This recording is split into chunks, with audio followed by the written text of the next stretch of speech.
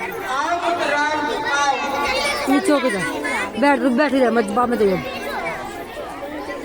पुत्र राम तुम तो अपने साथ हमारी कुल वधू भी है।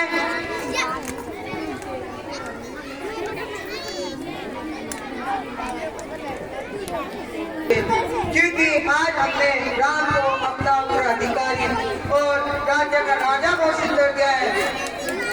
राजा राम की जय हो, राजा राम की जय हो, राजा राम की जय हो। पूरा राज्य खुशी के मारे झूम उठा था। पूरी सभा में राजा राम की जय जयकार होने लगी। रानी तू यहाँ अपने देश सवार रही है, क्या तुझे तनिक भी ज्ञात नहीं है कि कल क्या होने वाला है? याद है मुझे, कल मेरे राम का राज तिलक है। अरे मेरी मूर्ख रानी, तेरी तो सही में बुद्धि भ्रष्ट हो गई है।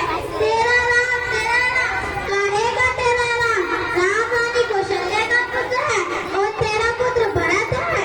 मन बोलने को एक दासी है, तेरी हिम्मत कैसे हुई इस प्रकार की बातें बोलने की?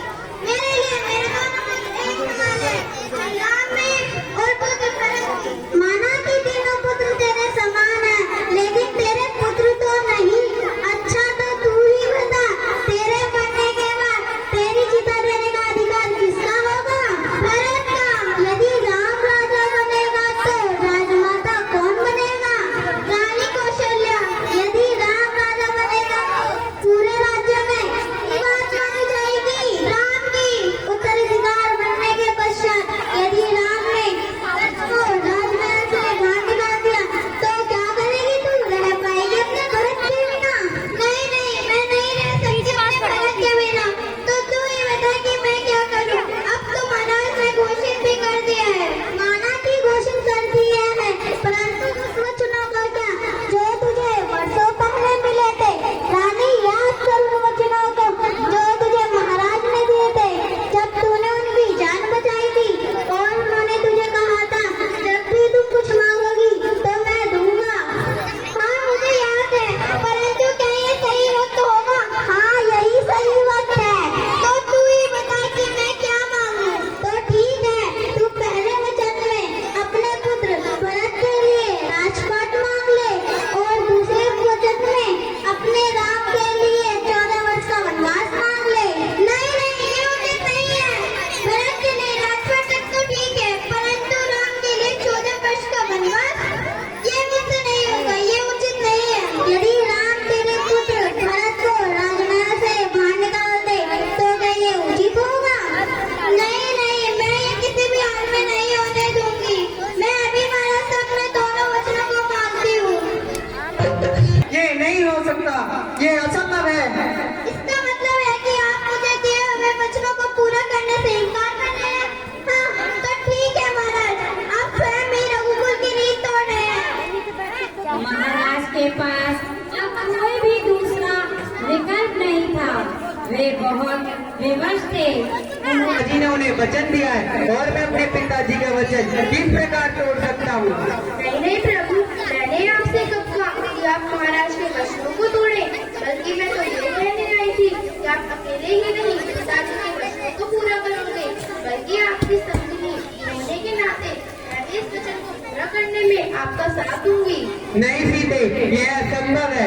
मैं आपको अपने साथ किस प्रकार ले जा सकता हूँ? वहाँ तरह तरह के खतरे होंगे, तरह तरह की मुसीबतें आ सकती हैं। ना जाने खाना मिले ना मिले, ना जाने रात कहाँ बितानी पड़ेगी। नहीं सीते, मैं आपको अपने साथ नहीं ले जा सकता। क्या कहा?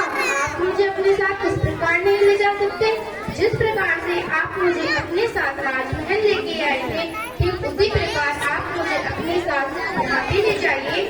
और मुझे साथ ले जाना असंभव नहीं, बल्कि असंभव तो वो था राजसभा में शिवधनुष तोड़ना, किंतु आपने उसे भी संभव के साथ चलूंगा। लक्ष्मण, तुम मेरे साथ किस प्रकार चल सकते हो? उस प्रकार जिस प्रकार अब तक हम दो हर जगह साथ साथ रहे, साथ साथ खेले, साथ साथ बचपन से अब तक हम साथ साथ थे, तो आज मैं आपको अकेला कैसे छोड़ दूं? आपका छोटा भाई हमेशा लक्ष्मण आपका साथ देगा। परंतु लक्ष्मण, यहाँ माताजी और पिताजी का ख्याल कौन रखेगा? भरत और शत्रुघ्न है ना, और पूरा राजमहल भी है। लेकिन आपका ख्याल रखने के लिए भावी माता सीता है, लेकिन उनका ख्याल कौन रखेगा? तो ठीक है लक्ष्मण, आप भी मेरे साथ चलिए।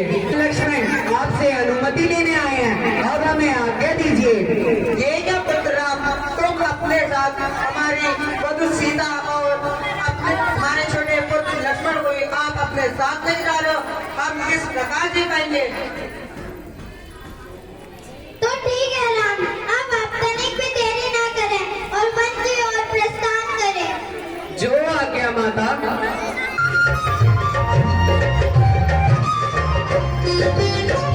अभी नहीं हुआ था जब हम एक युवराज थे, हम ऐसे ही एक दिन जंगल में शिकार करने निकले। नदी के पास हमें एक उनका जानवर के पानी पीने की आवाज आई। हमें लगा कि वह जानवर किसी प्रजा को हानि न पहुंचा दे। इस यह सोचकर हमने उस जानवर पर एक